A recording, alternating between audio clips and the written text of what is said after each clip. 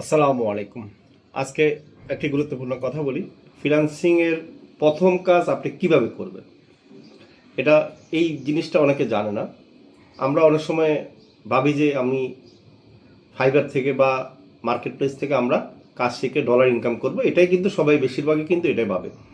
কিন্তু প্রথম আপনি 5 থেকে 10টা কাজ করবেন হচ্ছে বাংলাদেশে ক্লায়েন্টের কাজ করে।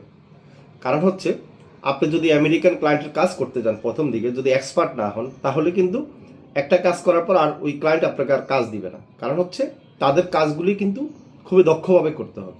আর আপনি যদি নতুন অবস্থায় কাজ করতে যান দক্ষ না হয়ে, তাহলে ক্লায়েন্ট কিন্তু সন্তুষ্ট হবে না।